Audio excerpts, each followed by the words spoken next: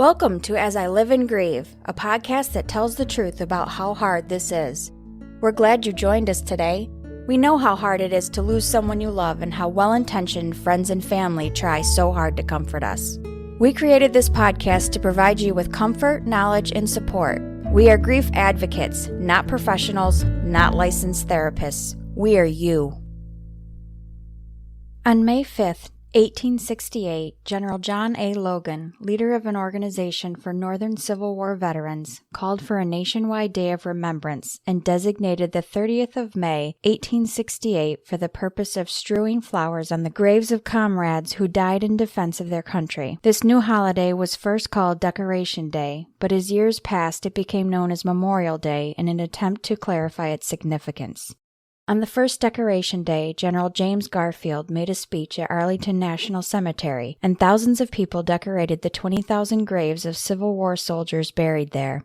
Today, over 400,000 veterans and their eligible dependents are buried in Arlington Cemetery, and Memorial Day will find the 639 acres dotted with graveside flags.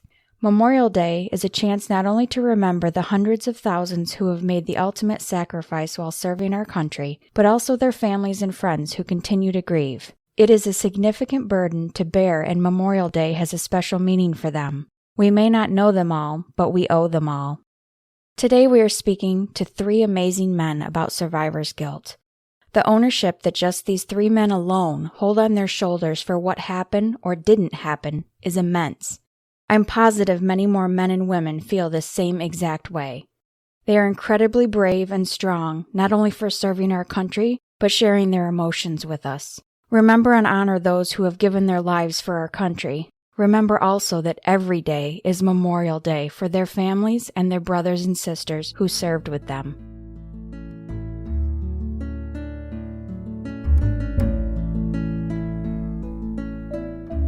Thanks so much for joining us today. Rather than me introducing you, would you please introduce yourself? We'd love to hear your name, your branch of service, and the years and dates of service, and anything else about your service you want us to know. Absolutely. My name is Mark Herzog.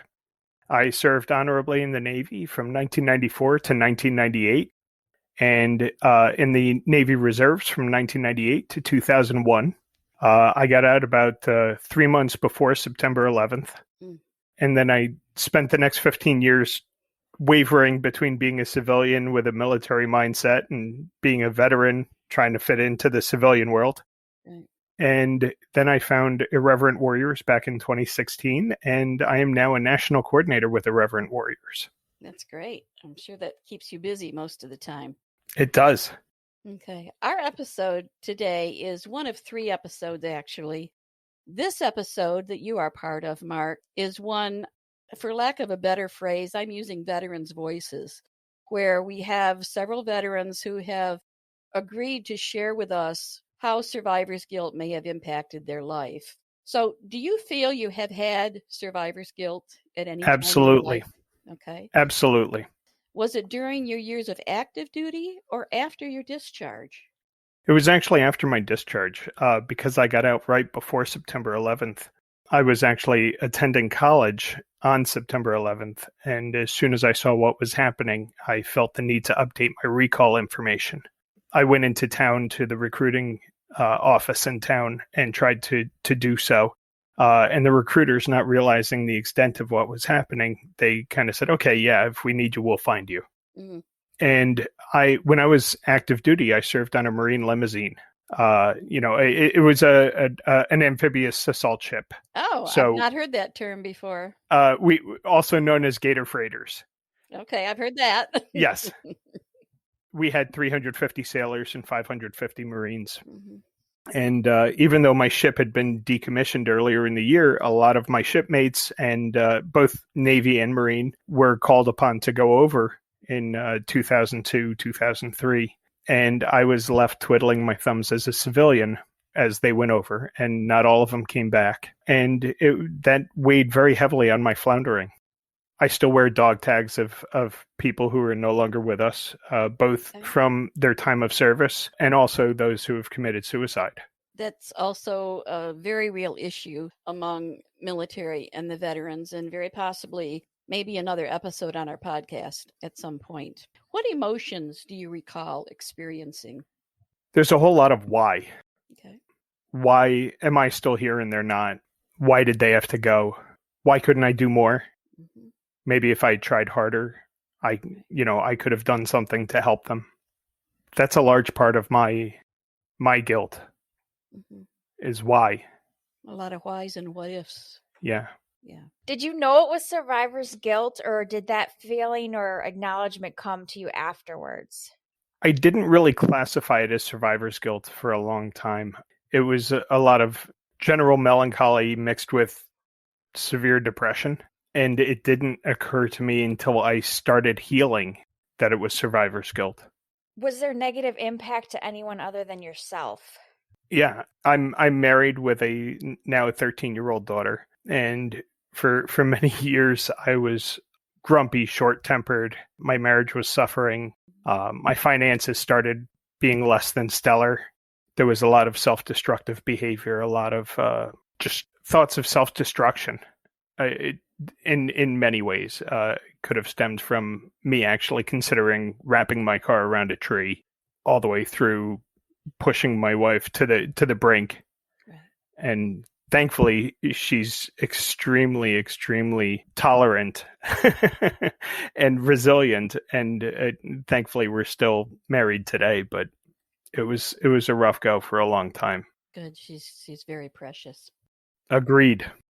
Do you still have feelings of survivor's guilt? I know you mentioned when you were healing, but do you still have feelings that come up now and then? Absolutely.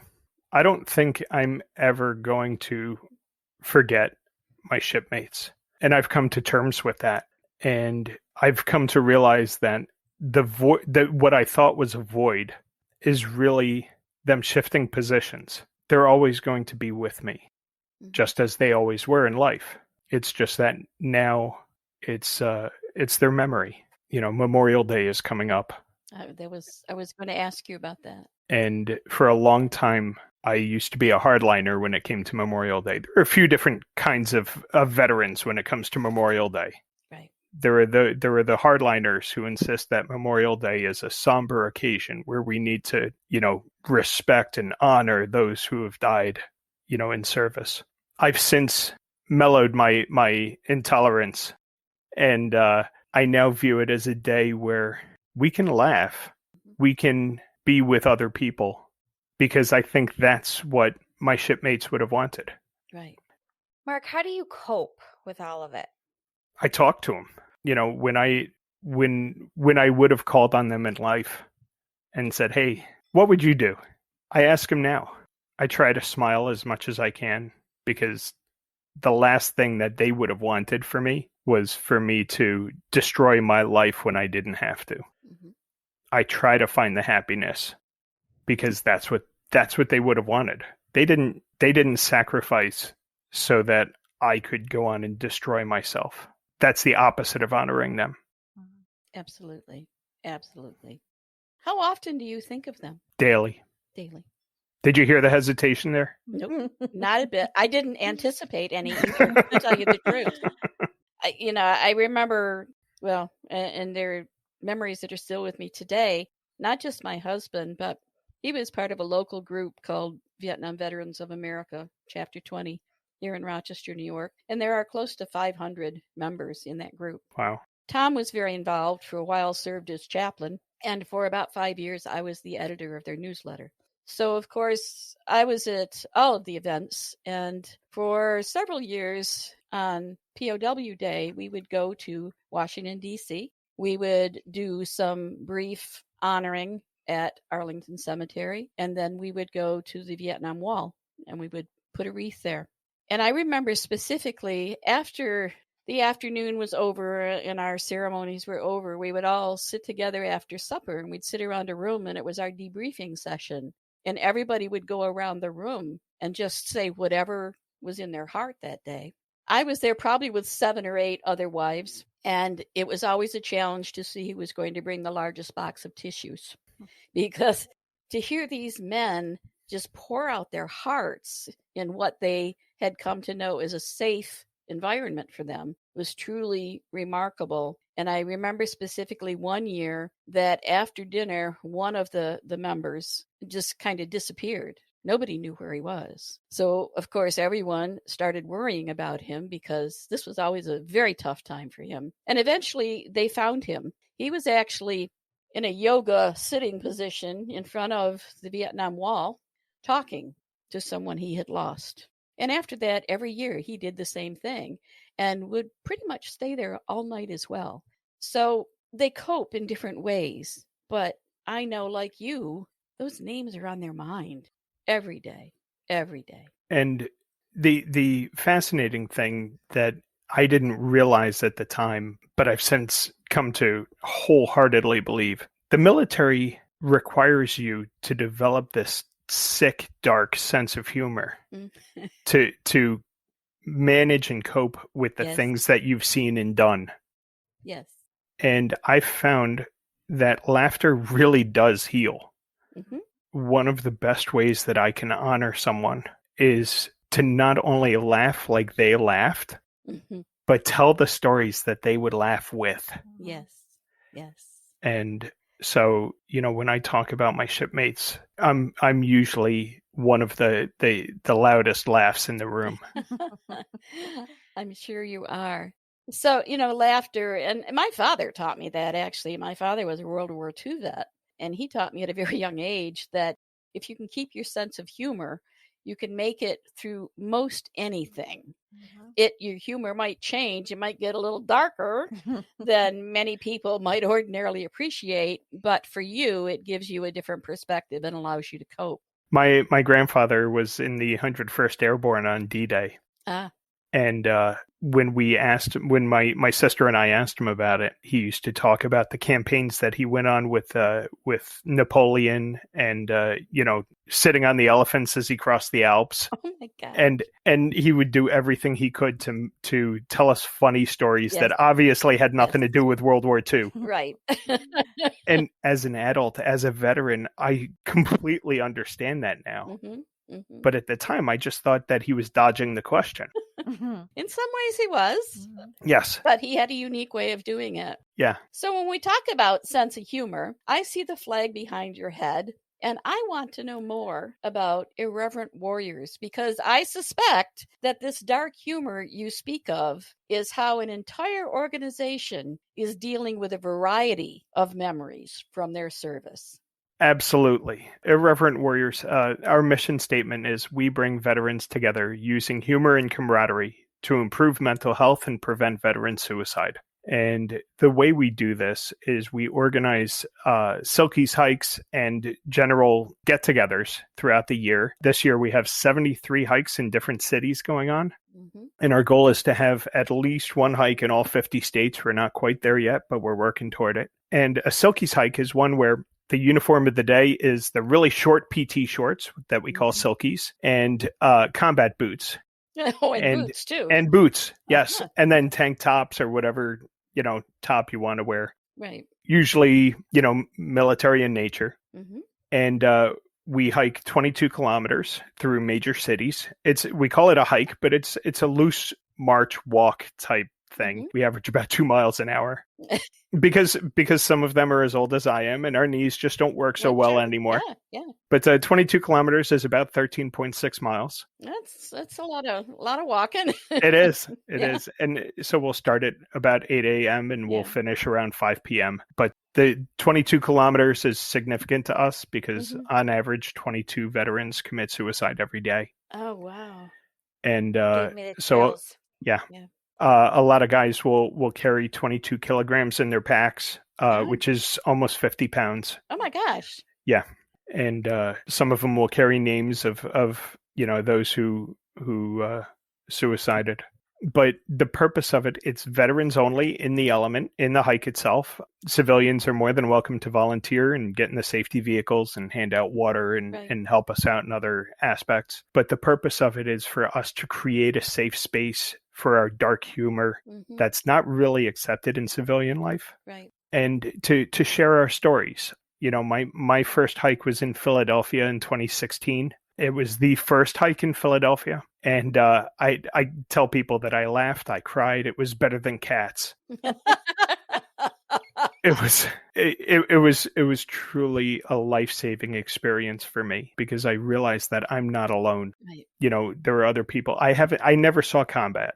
Like I said, I served in the 90s. Mm-hmm. The most combat I saw was a drug interdiction operation off the coast of Colombia. Uh-huh. But being in the Navy, we don't see a whole lot of sea battles anymore. Right. So going to these hikes and finding other vets who had similar experiences to me, it really helped me find my support network. It did exactly what it was supposed to do. And I said, man, I got to get me more of this. And so one of the other guys said, hey, are you going to the New York City hike, later this year? And I said, wait, there's a New York City hike? No way. So I went to the New York City hike, and 15 hikes later, I actually became the New York City coordinator for 2 years before ascending into national role. Yeah. And now I'm in charge of all 70 plus hikes. Mark, I noticed that on the Irreverent Warriors website, there's a donate button. There is. What do the donations go towards? So there are two kinds of ways to donate to Irreverent Warriors. You can either donate to a specific hike or you can donate to the organization. Okay. 100% of the funds raised locally go to that local effort. Okay. So, for instance, each hike has a different budget. And, New York City, for example, our budget is $8,000 because New York City isn't cheap. Right. Mm-hmm. So we are in charge of all of our fundraising for that. On top of that, you can donate to the national organization. We do have 2 paid employees. Everybody else is a volunteer. Mm-hmm. But, in an effort for us to be effective leaders, we do have, a leadership conference. Sure. And we like to have someone from the national ranks at every hike. Right. So we do everything we can to provide for that. But all funds raised locally go specifically to that local effort. So if you're interested in donating either nationally or locally, feel free to hit that donate button, and you can earmark where you want the funds to go. That's great. Yeah, I think our time is up for today, and gosh, I feel really bad about that, but I so appreciate you taking the time and being willing to speak to us so candidly about this issue. My hope is that it reaches not only other veterans, but it reaches some family members, spouses, children, just everybody that maybe will have a better appreciation of some of the emotions that go through the mind of someone who has served, and that somehow we can all support them maybe just a little bit more diligently and help them. And my parting shot would be, no matter who you are and what your story is, mm-hmm. You're not alone. Right. And that's the point. That's the point of Irreverent Warriors. That's a point of right. Surviving. You're not alone. There is someone out there who shares your experience. Go find them. Right. Yeah. Absolutely. And we are going to make sure that we include in our episode notes for the podcast apps and also on our website, asiliveandgrieve.com, that we include the information for Irreverent Warriors in the hopes that somebody will either look it up themselves or pass it along to somebody who could really use it. Thank you so much. Thank you, Mark, so much. And thank you for your service. It was an honor to serve.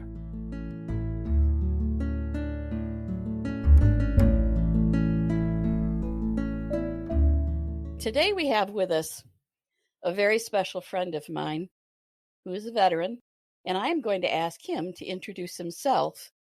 If comfortable, would you give us your name, branch of service, years or dates of service? Sure. My name is Steve McAlpin. I was a major. I retired as a major, and I served from 1978 to 2006. Thanks. Today we're discussing a very serious issue and something I experienced with my husband, as well as the many members we all celebrated with and were involved with at our local chapter of the Vietnam Veterans of America. And it's through my husband, Tom, who died 3 years ago, a little over 3 years, that I met Steve. Steve, do you feel that you have had any survivor's guilt? Yes, I have. And it comes out in different ways. Was it during your years of active duty or after discharge? Well, I was active duty. I was in peacetime from 78 to 81. Then I took a couple years off and then joined the Army Reserve, and I wove through the National Guard and all that. But and the only first encounter I had with violence was in 1996 during the Bosnia campaign. First, I was very much involved in it emotionally because I thought it was just horrible what was going on there. And I was a college student, an older college student. I saved up a bunch of money and tried to get over there on my own to defend Sarajevo. But I just, somebody talked me into deploying with a reserve unit that might go over there. And I just happened to get the right one that went over there first. What emotions did you experience? Well, I guess I can say in both Bosnia and Afghanistan in 2002, I remember, I don't know, for some reason it just overwhelms me that these people, men and women in uniform, even, coalition forces, here I was an old guy going into my first war, and these young kids are also doing the same thing. I've already lived a lot. When I see memorials to soldiers that have, been killed in combat, it can get overwhelming, and it has. Does that make sense? It makes perfect sense. Well, as much as I can imagine it, it makes sense to me. I can't begin to imagine the complexity or the intensity of something like this, but it makes sense. You started to say earlier, Steve, that it comes out in different ways. How do you mean? When I was on leave going from I went from Bosnia to Hungary on leave. They gave us a few days off and went up to, actually, we went to Budapest, but I also met my parents in Italy. They went there to Rome for a Catholic a beatification of Edmund Rice, who's a clergyman back many years ago. So I met him there, and we were invited as guests of the Pope to observe the beatification of this gentleman. And what he did was he founded a whole bunch of Catholic schools around the world, and they brought in students from all of these worldwide schools that he started. And I was okay. I was sitting next to my mother. We were about 3/4 way in the back, and the Irish girls got up there, and they were doing a sword dance, where you cross across the Right, swords. right. And I just was overwhelmed, and I'm like going from pure hell to this pure joy and beauty. I squeezed my mom on the leg and I said, I can't be here right now. And I went way in the back and I started sobbing, and I was like, that's about. And then and that happens, like I said, at Brockport too. I saw especially little girls dancing, and I think of the freedom that they have compared to all the shit that, I've experienced throughout my military time. Right. It's overwhelming, and it could happen anytime. And it's not like I was in a major battle that there was bodies falling all around me. I'm not that kind of survivor. No, I'm not. But I've eaten a 9mm. Been in the hospital at least 3 times for PTSD episodes. Barricaded myself in my school classroom one time with guns and some granola bars. But just, I don't know if they want to call that survivor's guilt or just flat out PTSD, but I feel horrible.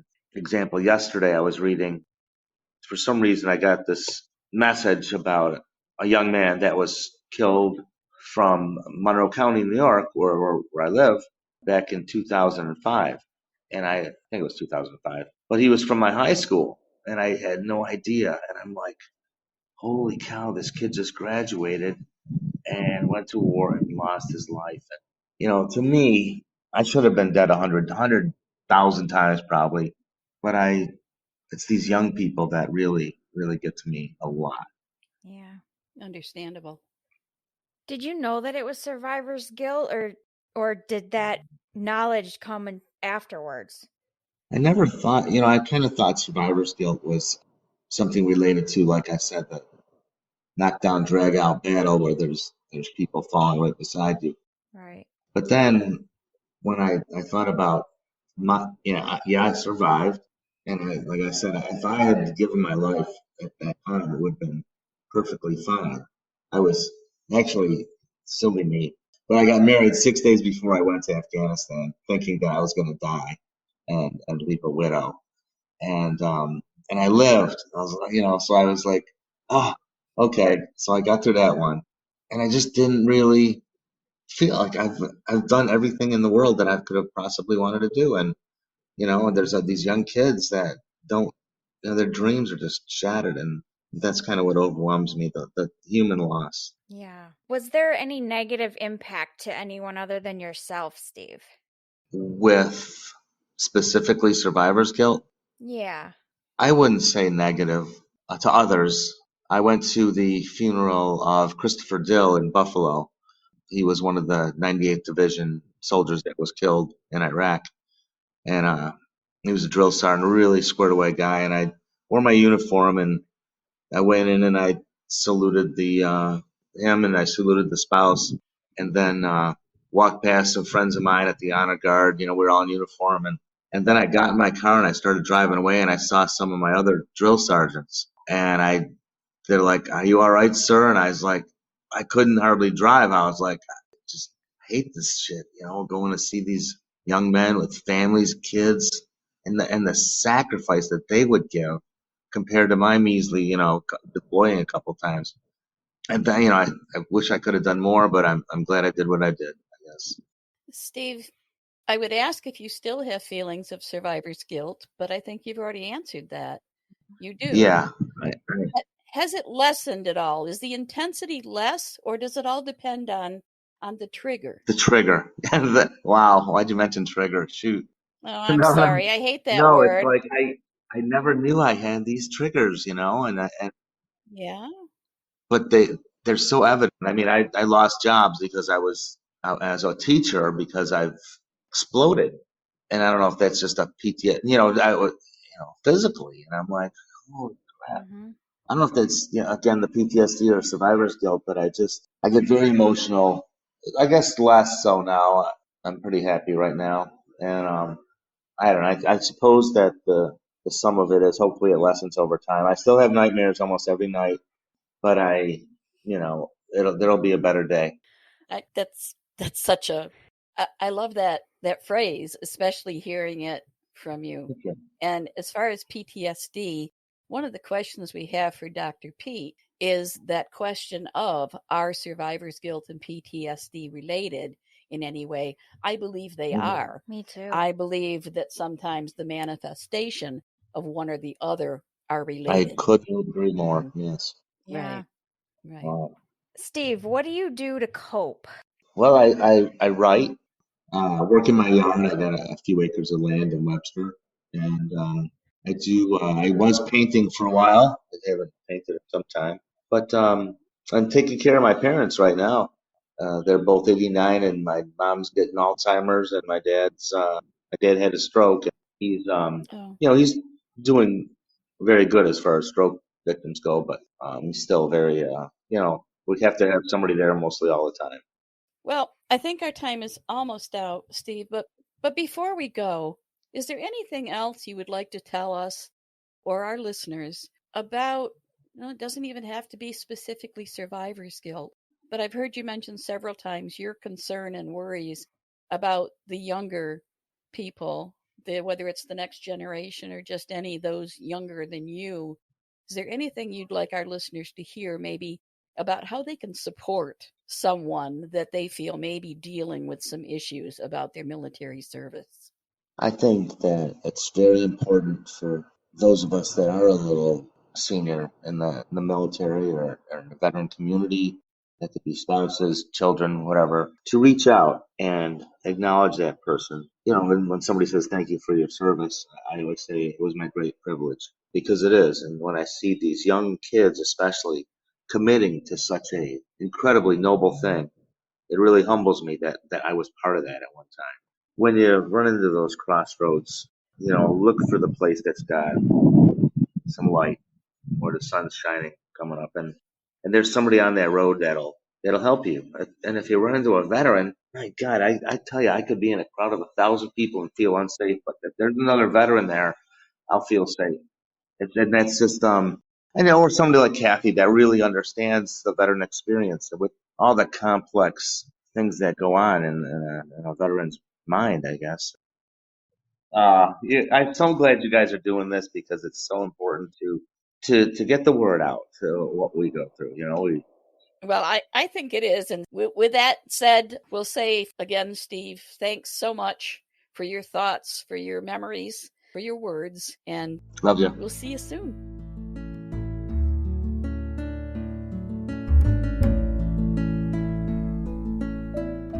We would like you to introduce yourself. Name, branch of service, years, dates of service, where you served, whatever you're comfortable with.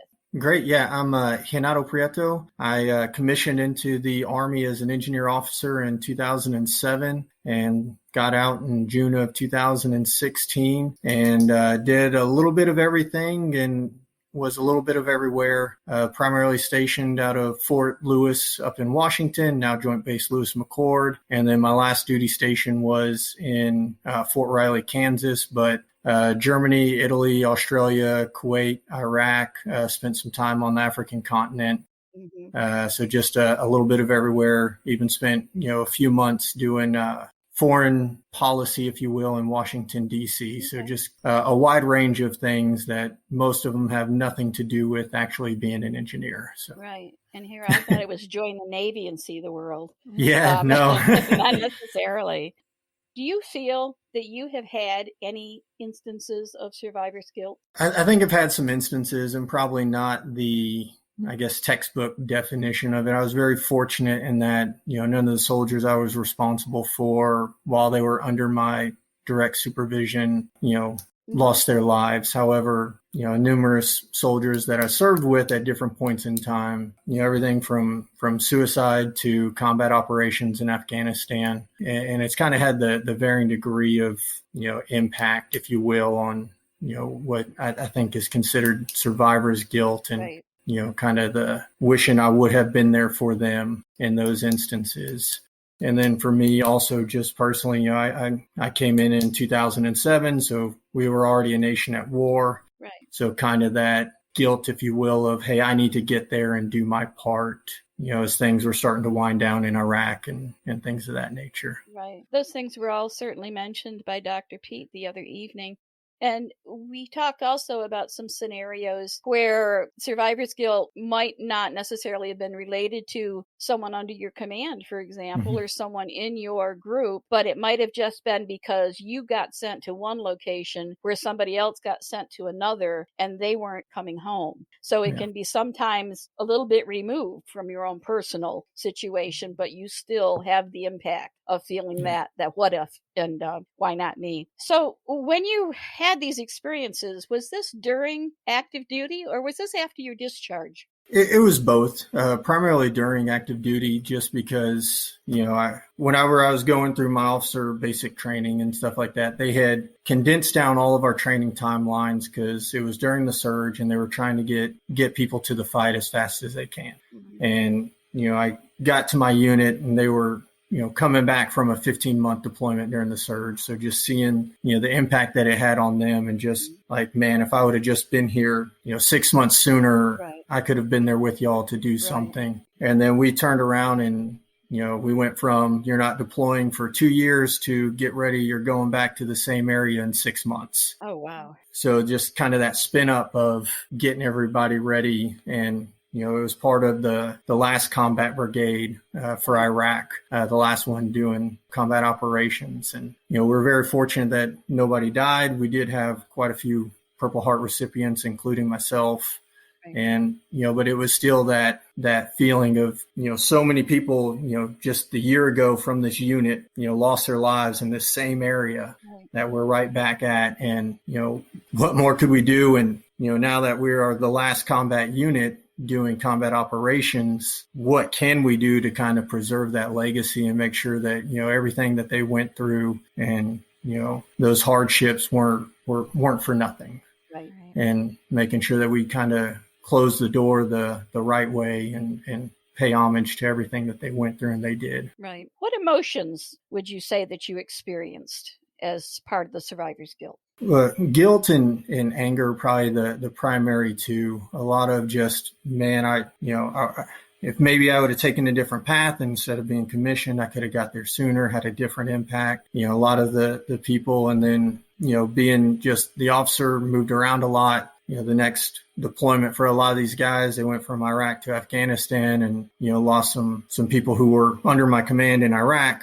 That's always tough. And a fortunate part of that is one of my soldiers that, I had the privilege of serving with in Iraq, who passed in Afghanistan for the Sapper Grove in Fort Linwood, Missouri. I was able to put his dog tags onto that memorial for him since I was there at the schoolhouse. So that helped in a lot of aspects.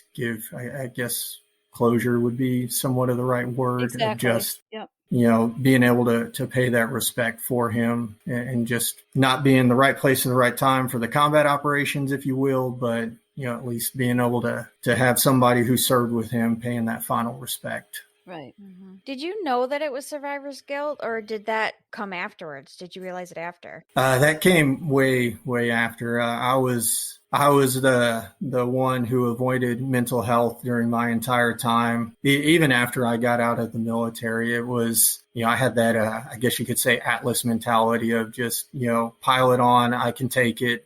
Mm-hmm. I see my friend struggling. I'll take the burden and I will just carry it. And, you can just pile on as much as you want and I can carry it. And, that only went so far, unfortunately. And, about a year and a half ago is when I kind of hit that point to where I just couldn't carry it anymore. And really started with my mental health journey and started seeing a counselor. And that's when a lot of this started, I guess, kind of making sense, because just that mentality of just overburdening myself of just, I'm going to carry the load for everybody and do everything and just go, go, go, go, go, and just put the blinders on to everything else. It worked. Until it didn't work. And, it let me be very successful in the military, because then, I was just able to perform at a little bit of a higher level, just because I out of that guilt, just couldn't stop myself, Right. But more recently, just really understanding and kind of getting into the emotion aspect of it, as far as why I was acting and driving the way I was, and kind of the impacts of that, and kind of a realization. I'm still pretty early in that journey. So, well, I'm glad you sought help. Yeah. And you may refer to it as an Atlas mentality. I think it's how the military trained you, because they need you to be that way for your situations, if it's combat, or they need you to be that way. Yeah. And their training does not fade. So you attribute it to Atlas. I'll say it's military. Well, and I think too that probably in the back of your mind, you think, well, I made it through all of this in the service. I can get through this, Oh, yeah. And just that mentality of, oh man, the those that have come before me had it harder than I do. I mean, this is nothing compared to what they did or what they went through. Right. When you start talking, our Korea, Vietnam, World War II vets, it's like, oh man, well, this is a walk in the park compared to what they did. And so I shouldn't be struggling at all, and that kind of mentality. Yeah. Was there negative impact to anyone other than yourself? I'm sure, because I was, 100% just dedicated to what I saw as the mission at that time. And, I'm sure there were a lot of, relationships and missed opportunities along the way. Probably one of the biggest ones that eats at me is, my dad was a veteran as well. And, he also passed in 2016 and we never really got, because I was so busy with go, go, go, really that time to really sit down and talk about his experiences and get that connection, what he went through, what I went through, and, just that whole piece of that, and just missed opportunity, if you will. Yeah. And then, luckily, my wife is, she keeps me in line, and, when she sees me start to go down those paths of just overburdening myself and just trying to take everything on, she's very good about pulling me back into reality. And, I'm sure that, she's willing to do it, thankfully, but, that also just adds more onto her plate and her burden. I understand. I understand. Do you still have feelings of survivor's guilt? And has it lessened at all? Yes, I still have the feelings. Now, I'd say it's starting to lessen, more so just because I've actually, I guess, gotten serious about, going to mental health, and not just shoving everything off to the side and burying it down and avoiding it and everything else like that. So I'm actually starting to process, what, all the emotions and everything else like that. So like I said, still on the journey, but it's at least lessening to the fact that something is changing since I'm actually doing something about it. Good. How do you cope? A lot of horrible ways, especially when I was on, active duty and in it, and it was just, 16, 18-hour work days of just go, and, a lot of unhealthy habits and just bottling everything up and shutting it down and just shutting everything down. And then, eventually there was, not anything left but, the focus on the mission. Mm-hmm.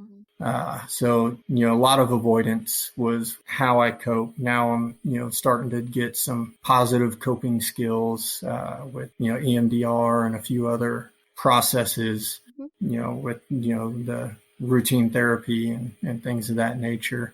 But, it was a lot of sleepless nights and just, how could I stop? How could I slow down when there's so much more to be done? Right. And, I just kind of buried everything and just soldiered on, for lack of a better term. We want to thank you for sharing so candidly how survivor's guilt has impacted you and continues to impact you. Now we would kind of like to shift a moment. I know you're part of a group called Combat Wounded of Texas. Yes, ma'am. I would love for you to share with our listeners a little bit about your group. Great. Yeah. So we're a relatively new organization, established in February of 2019, and really just looking to fill gaps that are out there from the multitude of organizations. Kind of the pendulum swing of World War II, Korea, Vietnam, where there were little to no services or organizations, to now there's a multitude of them. But there's still a lot of gaps in there with, you have to meet these certain criteria. If you make above minimum wage, then you make too much money for these services, and really just trying to block down and knock down those barriers and ultimately just, being the right tool for the right job. And we understand that, okay, we may not be the ones that if you need a service dog to train your service dog, but through our network and our connections, we can get you to somebody who can take care of that for you. And, really looking at how do we take care of, the veteran and their families, because also a lot of time the families can kind of get left out of it to where, it's they're just not, the target audience, for lack of a better term. And really just trying to make sure that we're getting the people connected, and then also trying to be that leadership and connective tissue that connects the different organizations, because most veterans, you're either in no organizations or you're in 15. That's right. And volunteering in all of them. Exactly. And kind of leveraging that 15 of, okay, we don't care if we get the credit as long as, this veteran and their family gets what they need to be taken care of. And whether it's one of these other 15, whether we can help financially, great. Whether we can help with a referral, great. Whether it's just being somebody to talk to, anything in between. Right. Yeah, there are a number of really unique veterans organizations out there, and I love it when my path crosses with one of them, like it did with your group. Because it's very interesting to me. And sadly, some of them, of course, everyone's familiar with the American Legion and the VFW. Those are very common. But some of these other more unique groups do, for me, more. They are more committed to making resources, making people aware of resources that are available, or finding resources, or supporting those resources. And sadly, many of these organizations, like Vietnam Veterans of America, which is a huge group, and it's a very strong lobbying group, actually, for our political area, but that's a last man standing organization. At some point, they're going to run out of eligible members. Yeah, so absolutely. I love it when new groups come along, because these groups are always going to be needed in one way, shape, or form. So kudos to you and others in your group for getting together, for making it work, and for being available for veterans and their families. Thank you. And that actually brings up another good point of, our board is Vietnam to Iraq, Afghanistan. So we've got, the full range, and all of our members are also part of the Military of the Purple Heart. And a lot of that, because one of the other kind of big aspects that we see is like you're talking about, it's going to be a last man standing organization is, you see some organization and it's like, okay, if you're under the age of 70, then there's nobody in here. Exactly. And this other one, if you're over the age of 40, then you're not in there. So trying to break those generational gaps of, hey, we're all on the same team here. We keep these organizations doing great things for veterans, regardless of what era you joined and whether you served during a time of war or you didn't. You're a grassroots organization, I see. And so if someone wanted to donate to the organization, where does that money go to? What does it help? So nobody in the organization takes a salary or anything else like that. And most of our operating costs are funded by our board members. So almost all of it goes straight to helping veterans and their families. Whoever reaches out to us or gets referred to us in whatever capacity we can help. And we're on the website, Network for Good and, a few of those others. And then, we got very fortunate and another veteran started an organization, Freedom Motor Club, and they did a fundraiser for us and raised $35,000 in a single day. Wow, that's excellent. And so just a lot of that, just local networking and just word of mouth, because we don't want to spend a bunch of money on marketing and ads and everything else like that, because then it takes away from the ultimate purpose, in our opinion. And we will make sure that in our episode notes on the podcast applications, as well as on our website, we will include the website for Combat Wounded of Texas. Thank you. In case somebody would like to check it out. Thank you so much for speaking with us today. We appreciate it. And we know with Memorial Day coming up that many brothers and sisters who never were able to come home are going to be on the minds of our veterans. And our hearts, thoughts, and prayers are with those veterans and the families of those who never came home. Absolutely. So thank you again. And before I get choked up, I will say we'll go ahead and sign off for today. Thank you. Thank you for your time and everything y'all do. Thank you so much for listening with us today. Do you have a topic that you'd like us to cover, or do you have a question from one of our episodes? Please email us at info@asiliveinGrieve.com and let us know. We hope you will find a moment to leave a review, send an email, and share with others. Join us next time as we continue to live and grieve together.